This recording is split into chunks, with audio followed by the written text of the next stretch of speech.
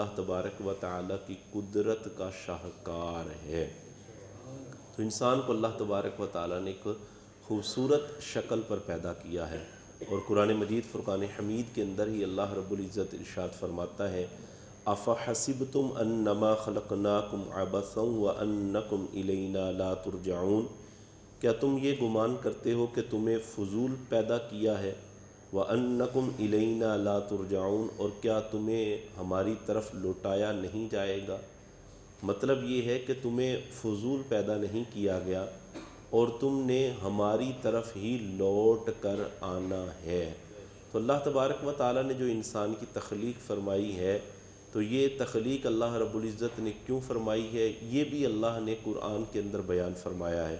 فرمایا کہ ہم نے انسانوں اور جنوں کو صرف محض اپنی عبادت کے لیے پیدا فرمایا ہے۔ ارشاد فرمایا وَمَا خَلَقْتُ الْجِنَّ وَالْإِنسَ إِلَّا لِيَعْبُدُونَ، ہم نے انسانوں اور جنوں کو محض اپنی عبادت کے لیے پیدا کیا ہے۔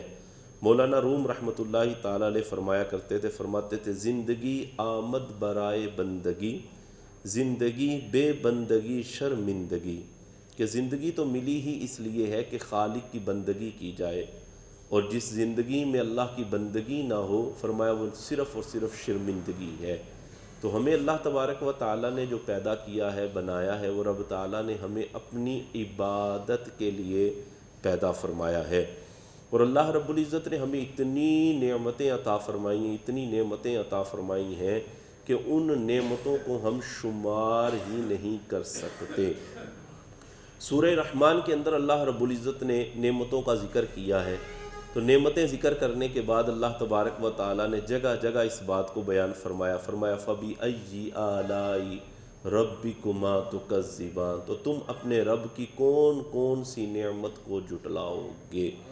سورہ رحمان پڑھے نا، کتنے مقامات پر یہ آیے پاک آتی ہے کہ تم اپنے رب کی کون کون سی نعمت کو جھٹلاؤ گے۔ اتنی نعمتیں اللہ نے عطا کی ہیں، اتنی نعمتیں عطا فرمائی ہیں، اور ان نعمتوں کے حوالے سے خود قرآن میں اللہ نے ارشاد فرما دیا، فرمایا وَإِن تَعُدُّوا نِعْمَتَ اللَّهِ لَا تُحْصُوهَا، اگر تم اپنے رب کی نعمتوں کو گننا چاہو نا، فرمایا لا تحصوها، تم اپنے رب کی نعمتوں کو گن نہیں سکتے۔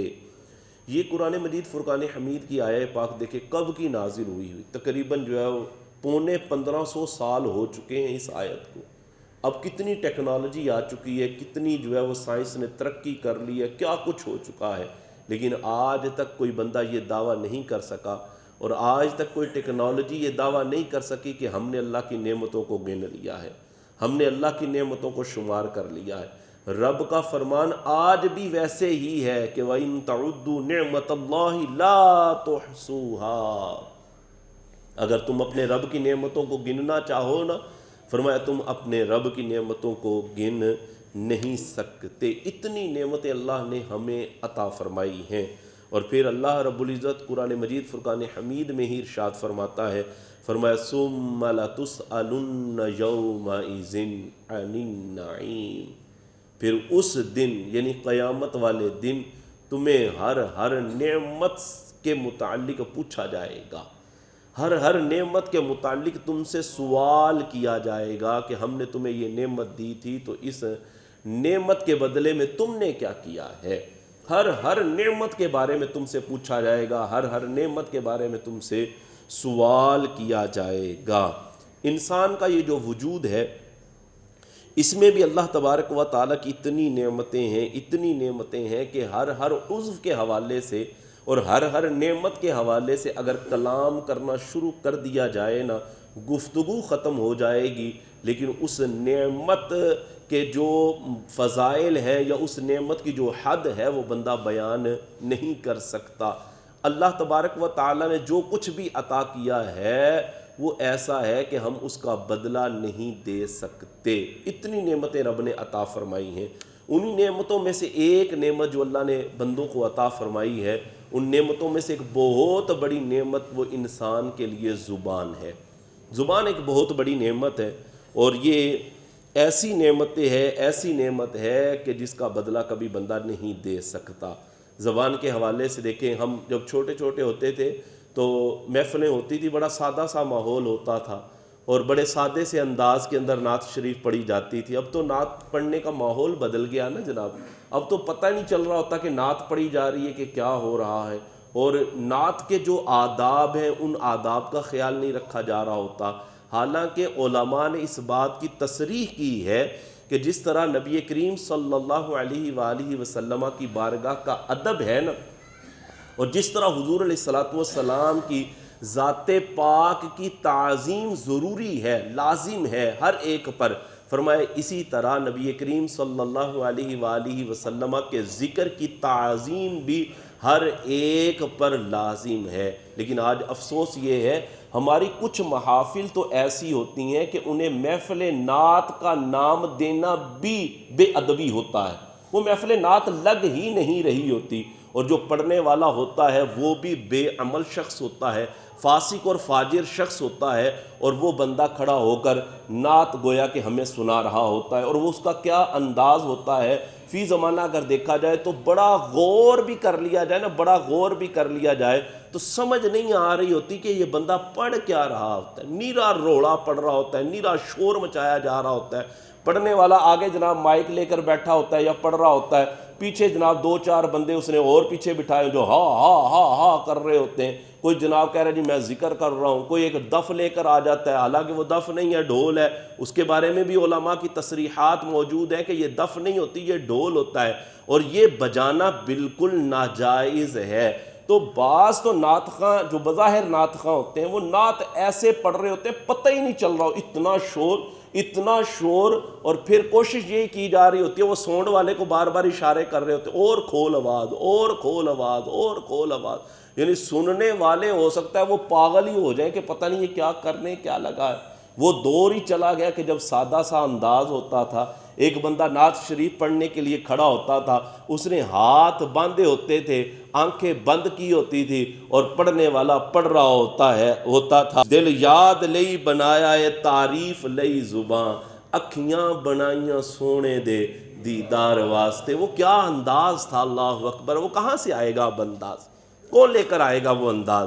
عجیب ماحول بنا ہوا ہے جناب، عجیب طریقے بنے ہوئے محفل نعت کے، محفل نعت نہیں ہو رہی، کچھ اور ہی ہو رہا ہوتا ہے۔ بہرحال تو یہ زبان اللہ تبارک و تعالیٰ نے جو دی ہے وہ اللہ رب العزت نے اپنے ذکر کے لیے، حضور کے ذکر کے لیے اللہ نے ہمیں یہ زبان عطا فرمائی۔ اور اعلیٰ حضرت رحمۃ اللہ علیہ کا تو اپنا ہی انداز تھا نا، اعلیٰ حضرت فرماتے تھے کہ دہن میں زباں تمہارے لیے، بدن میں ہے جاں تمہارے لیے، ہم آئے یہاں تمہارے لیے اور اٹھیں بھی وہاں تمہارے لیے۔ تو یہ زبان جو اللہ نے دی ہے، یہ اللہ رب العزت نے ہمیں اپنے ذکر کے لیے زبان عطا فرمائی ہے کہ اس سے ہم اللہ کا ذکر کریں، اس کے محبوب علیہ السلام کا ذکر کریں۔ بہرحال یہ زبان اللہ کی بہت بڑی نعمت ہے جو اللہ نے ہمیں عطا فرمائی ہے۔ زبان ایک ایسا عضو ہے، ایک ایسی نعمت ہے کہ اس میں ہڈی نہیں ہوتی، زبان میں ہڈی کوئی نہیں ہوتی، لیکن یہ زبان ہڈیاں توڑوا دیتی ہے، ہڈیاں توڑوا دیتی ہے۔ صبح ہوتی ہے نا تو سارے اعضاء زبان کے آگے ہاتھ جوڑتے ہیں اور کہتے ہیں کہ تو سیدھی رہنا، اگر تو ٹیڑھی ہوئی نا تو مار ہمیں کھانی پڑے گی، تکلیف ہمیں برداشت کرنی پڑے گی۔ فرمایا صبح ہوتے ہی اعضاء زبان کے آگے ہاتھ جوڑ لیتے ہیں۔ تو یہ زبان جو ہے یہ ایک بہت بڑی نعمت ہے، لیکن یہ اگر سیدھی چلے تو بہت اچھی، اور اگر ٹیڑھی ہو جائے تو انسان کو یہ بڑے ہی گہرے گھڑے میں جو ہے وہ پھینک دیتی ہے، بندہ عمیق کنویں میں جا گرتا ہے اگر زبان تھوڑی سی ٹیڑھی ہو جائے۔ نبی کریم صلی اللہ علیہ وآلہ وسلم کی حدیث ہے، جان کائنات صلی اللہ علیہ وآلہ وسلم نے ارشاد فرمایا من کان یؤمن باللہ والیوم الآخر فلیقل خیرا او لیصمت۔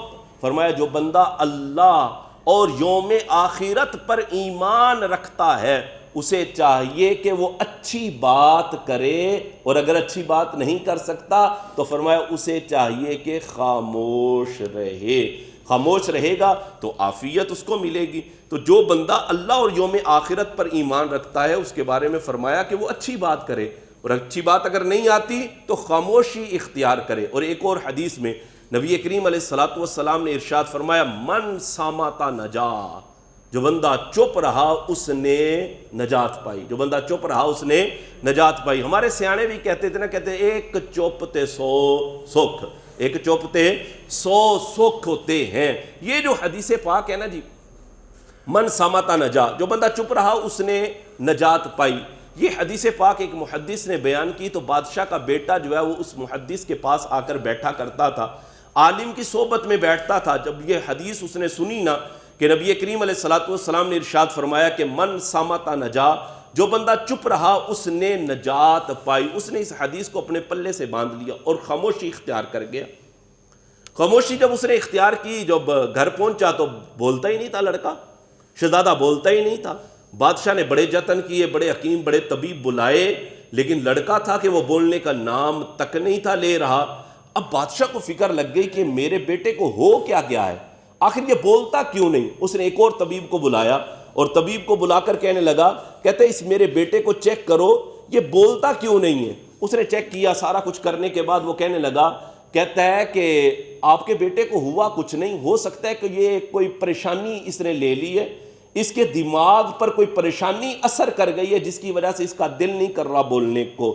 بادشاہ سلامت ایسا کیا جائے کہ اس کو نا سیر کے لیے بھیجا جائے، شکار کے لیے بھیجا جائے، وہاں یہ شکار کھیلے گا، سیر کرے گا تو ہو سکتا ہے فریش ہو جائے اور اس کی پریشانی، اس کی ٹینشن ختم ہو تو یہ بولنے لگ جائے گا۔ ہوا کیا، بادشاہ نے اپنے غلام کو ساتھ بھیجا، کہا آپ شہزادے کو نا باہر سیر کرواؤ اور ساتھ یہ شکار بھی کرے، شکار کھیلے گا، سیر کرے گا، فریش ہو جائے گا، ٹینشن ہو سکتا ہے ختم ہو جائے تو یہ بولنے لگ جائے۔ اب وہ بادشاہ کا بیٹا غلام کے ساتھ جناب نکل گیا جنگل میں، اب سیر کرنے کے لیے گیا، ایک برگر کے درخت کے نیچے دونوں کھڑے ہوئے اور کوئی فاختہ، کوئی پرندہ تلاش کرنے لگے کہ کوئی پرندہ نظر آئے اور ہم اس کو شکار کریں، اس پر تیر چلائیں۔ بڑی دیر دیکھا لیکن درخت بڑا گھنا تھا اور گھنے درخت ہونے کی وجہ سے کوئی پرندہ انہیں نظر نہیں آیا۔ جب پرندہ نظر نہیں نہ آیا تو وہ آگے چلنے لگے، وہ غلام بھی اور وہ بادشاہ کا بیٹا جیسے ہی آگے بڑھے نا تو اس درخت سے نا ایک پرندے کے بولنے کی آواز آئی، ایک فاختہ کے بولنے کی آواز آئی۔ وہ شہزادہ بھی واپس آ گیا اور وہ غلام بھی واپس آیا۔ غلام نے جناب کمان کے اندر تیر ڈالا اور ایسے جناب نشانے پر مارا، فاختہ تڑپتے ہوئے نیچے گر گئی، تیر اس کو لگا، تڑپتے ہوئے نیچے گر گئی۔ لڑکا فوراً بول اٹھا، کہتا ہے صدقتا یا رسول اللہ، اے اللہ کے رسول آپ نے سچ فرمایا ہے۔ اب جب غلام نے یہ سنا نا کہ لڑکا تو بولتا ہے جناب، اس کو تو کوئی بیماری نہیں لگی ہوئی، اب وہ غلام دوڑا اور بادشاہ کے پاس آیا۔ اس نے کہا بادشاہ سلامت، آپ کا بیٹا بالکل ٹھیک ہے، یہ ڈرامے بازی کر رہا تھا، یہ جان بوجھ کے نہیں تھا بول رہا۔ بادشاہ نے کہا اچھا، یہ جان بوجھ کے نہیں تھا بول رہا، ہمیں تنگ کر رہا تھا۔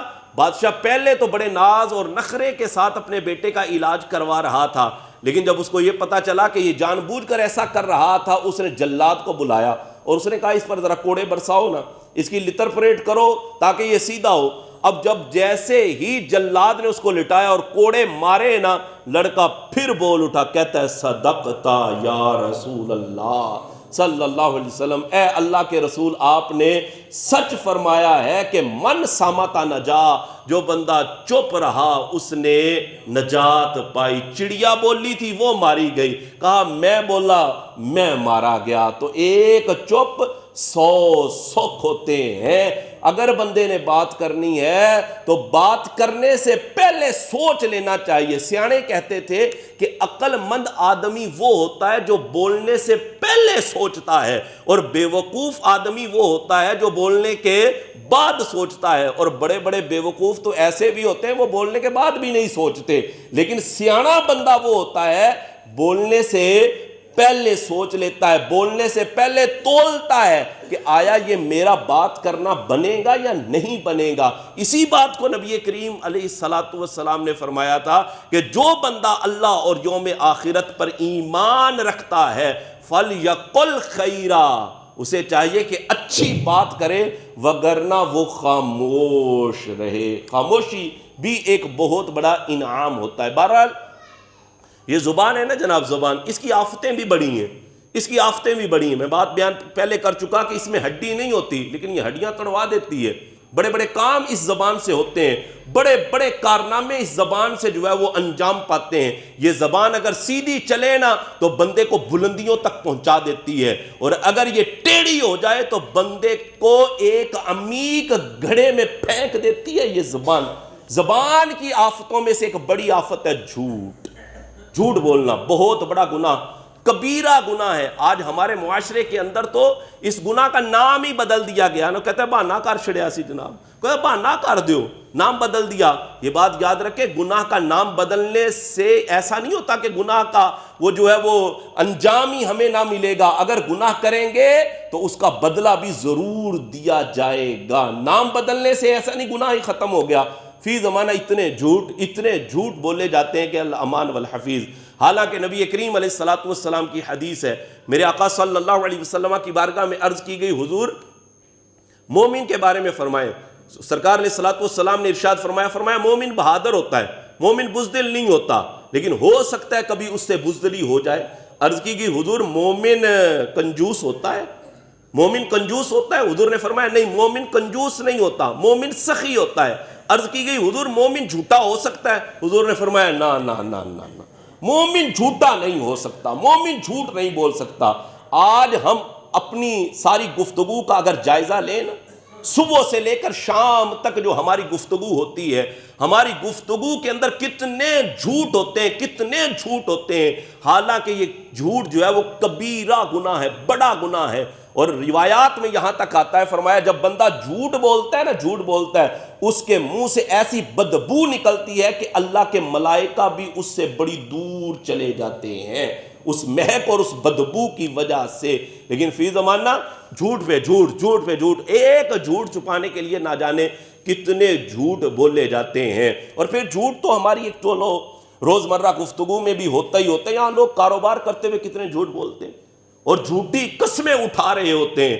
اب کاروبار کے اندر جھوٹ بولنے کے حوالے سے احادیث کے اندر جو بیان آیا ہے وہ یہ فرمایا کہ جس نے اپنی کوئی چیز جھوٹ بول کر بیچی، اپنا کوئی کاروبار جھوٹی قسمیں اٹھا کر کیا، فرمایا اللہ تبارک و تعالی اس کی روزی سے برکت اٹھا لیتا ہے، اس کی روزی سے برکت اٹھ جاتی ہے۔ اب دیکھیں جناب، لوگ کیا لاکھوں کروڑوں روپیہ نہیں کماتے، کتنی کمائیاں ہو رہی ہوتی ہیں، لیکن برکت نظر نہیں آتی، برکت نظر نہیں آ رہی ہوتی۔ وجہ کیا ہے؟ وجہ یہ ہے کہ کاروبار کرتے ہوئے، تجارت کرتے ہوئے، لین دین کرتے ہوئے ہمارا سارے کا سارا دار و مداری جھوٹی قسموں پر ہو رہا ہوتا ہے۔ قسمیں اٹھا، نہیں اللہ دی قسمیں نہیں دیتی، اپنے آپ نہیں پئی مینوں، وہ کہتے نہیں اللہ دی قسمیں، ایسے زبان پر قسم رکھے اور جھوٹی قسمیں لوگ اٹھا رہے ہوتے ہیں، جھوٹی قسمیں اٹھا رہے ہوتے ہیں، اور گفتگو کر کے جناب وہ مال بیچنے کی کوشش کر رہے ہوتے ہیں۔ بھائی سیدھی بات کرو نا، سیدھی بات کرو گے، کسی کے ساتھ جھوٹ نہیں بولو گے، جھوٹی قسم نہیں کاروبار کے اندر اٹھاؤ گے تو ہوگا کیا؟ اگرچہ کمائی بظاہر تھوڑی ہے، تھوڑی ہی آمدن ہوئی ہے، لیکن اللہ تبارک و تعالی اس تھوڑی آمدن کے اندر بھی برکتیں عطا فرما دے گا، اللہ برکتیں دے دے گا۔ اور اگر تم نے جھوٹی قسمیں اٹھا کے کاروبار کیا اور جھوٹی قسمیں اٹھا کر تم نے مال فروخت کیا، مال بک جائے گا، آمدن بھی بڑی ہو جائے گی، لیکن اس روزی سے برکت اٹھا لی جائے گی۔ مومن کے چہرے پر ایک خاص قسم کا نور اور نورانیت ہوتی ہے، لیکن جیسے بندہ جھوٹ بولتا ہے نا، جتنے زیادہ جھوٹ بولتا ہے تو اس کے چہرے سے وہ نور چلا جاتا ہے۔ تو یہ جھوٹ ایک کبیرہ گناہ ہے، اور یہ زبان کی آفتوں میں سے ایک بڑی آفت ہے۔ زبان کی آفتوں میں سے ایک دوسری بڑی آفت، اور وہ ہے غیبت۔ بعض لوگوں کو تو غیبت کا پتہ ہی نہیں ہوتا غیبت ہوتی کیا ہے۔ غیبت یہ ہوتی ہے کہ کسی مسلمان کی پیٹھ کے پیچھے اس کی برائی بیان کرنا، ایسی بات بیان کرنا کہ اگر اس کے سامنے کی جاتی تو اس کو بری لگتی، فرمایا یہ غیبت ہے۔ اب دیکھیں، بندہ بیٹھا ہوا تھا ہمارے پاس، اٹھ کے چلا گیا، اب جناب اس کی غیبتیں شروع ہو جاتی ہیں، اس کے بارے میں پتہ نہیں کس طرح کی باتیں شروع ہو جاتی ہیں۔ کہتے ہیں انہوں تے کپڑے پان دا بھی نہیں پتہ ہے کپڑے کیویں دے پائے سس، ویکھو جی اوئے انہیں تے منہ بھی نہیں سی دھوتا، بندہ بڑا چوڑ ہے جی، بندہ بڑا پیڑا ہے۔ یہ اس طرح کی باتیں، یہ کیا ہے؟ یہ غیبت ہے، یہ غیبت ہے۔ وہ کہتے ہیں وہ بڑا ہی کنجوس آدمی ہے یار ہے، حالانکہ وہ اب چلا گیا، اس کی پیٹھ کے پیچھے آپ اس طرح کی باتیں کر رہے ہیں، یہ غیبت ہے۔ اور غیبت ایسا کبیرہ گناہ ہے کہ قرآن مجید فرقان حمید سورہ حجورات آیت نمبر 12 کے اندر اللہ رب العزت ارشاد فرماتا ہے احدکم ان یاکل لحم اخیہ میتا فکرہتموہ، کیا تم میں سے کوئی بندہ یہ پسند رکھے گا کہ اپنے مرے ہوئے بھائی کا گوشت کھائے؟ کیا تم میں سے کوئی بندہ یہ پسند کرے گا کہ اپنے مردہ بھائی کا گوشت کھائے؟ فرمایا جو بندہ غیبت کرتا ہے وہ ایسے ہے کہ وہ اپنے مردہ مرے ہوئے بھائی کا گوشت کھا رہا ہے۔ ایک تو یہ کہ انسان کا گوشت کھا رہا ہے، دوسرا مرے ہوئے انسان کا، اور تیسرا اور وہ بھی اپنے بھائی کا۔ جو بندہ غیبت کرتا ہے فرمایا وہ اپنے مرے ہوئے بھائی کا گوشت کھا رہا ہوتا ہے۔ اتنا بڑا کبیرہ گناہ ہے، اتنا بڑا کبیرہ گناہ ہے یہ غیبت کرنا۔ اور آج دیکھ لیں ہماری مجلسیں، ہماری محفلیں غیبتوں سے جناب بھرمار ہوتی ہے، اور کیسی کیسی باتیں ایک تیسرے بندے کے بارے میں ہم بیان کر رہے ہوتے ہیں۔ صوفیہ کہتے ہیں غیبت سے بچنے کا ایک بہترین طریقہ یہ ہے کہ جو بندہ آپ کی مجلس میں نہیں نہ بیٹھا ہو اس کا ذکر کرو ہی نہ، اس کا ذکر کرو ہی نہ، اور اگر کرنا بھی ہے تو اس کا اچھا ذکر کرو۔ مجلس لگی ہوئی ہے، چند افراد بیٹھے ہوئے، تو ان کی بات کرو جو بیٹھے ہوئے، ان کے سامنے بات کرو۔ اور جو بندہ مجلس میں نہیں ہے، اس محفل میں نہیں ہے، صوفیہ کہتے ہیں اس کی بات نہ کرو، اس کی بات نہ کرو، کہیں غیبت نہ ہو جائے، کسی مسلمان کی پیٹھ کے پیچھے برائی نہ کی جائے، برائی نہ کی جائے۔ اگرچہ وہ برائی اس میں پائی جا رہی ہے تو یہ غیبت ہو جائے گی، اور اگر اس میں وہ برائی نہیں پائی جا رہی اور آپ نے اس کی طرف وہ برائی منسوب کر دی ہے تو یہ اس سے بھی بڑا گناہ ہوگا، اور وہ ہوگا بہتان لگانا ہوتا ہے۔ بعض لوگ غیبت کر بھی رہے ہوتے ہیں اور بڑے چسکے سے کہتے ہوئے پھر غیبت ہو جانی ہے، چلو کار ہی لویے، غیبت کر بھی رہے اور پھر ہنس کے کہتے ہیں چلو کار لویے، غیبت نہ ہو جائے کتے۔ او بھائی غیبت ہے تو بس نہ کرو نا، آپ کیوں کر رہے ہو یہ غیبت؟ تو یہ غیبت کرنا بہت بڑا کبیرہ گناہ ہے، اور یہ زبان کی آفتوں میں سے ایک بہت بڑی آفت ہے۔ کسی کے بارے میں بات کرنی ہے، کوئی جناب سیاسی بندے ہیں، کوئی سیاسی لوگ ہیں، کوئی پارٹی ہے، کوئی بھی ہے جو آپ کی مجلس میں نہیں ہے، آپ اس کے بارے میں کہہ رہے ہیں وہ چور ہے، وہ چوڑ ہے، وہ ڈاکو ہے، وہ جناب لٹیرا ہے، یہ اس طرح کی باتیں کر رہے ہیں، یہ سب غیبتیں ہیں، اور آپ اپنی نیکیاں کم کر رہے ہیں، اور آپ اپنے پلے کے اندر گناہ ڈالتے جا رہے ہیں۔ تو زبان کی بہت ساری آفتیں ہیں، اور ان آفتوں میں سے ایک دوسری آفت میں نے آپ کے سامنے یہ بیان کی ہے کہ غیبت کرنا، جھوٹ اور غیبت بہت بڑے کبیرہ گناہ ہیں، ان سے بچنے کی کوشش کرنی چاہیے۔ اللہ تبارک و تعالیٰ ان باتوں پر عمل کی توفیق نصیب فرمائے۔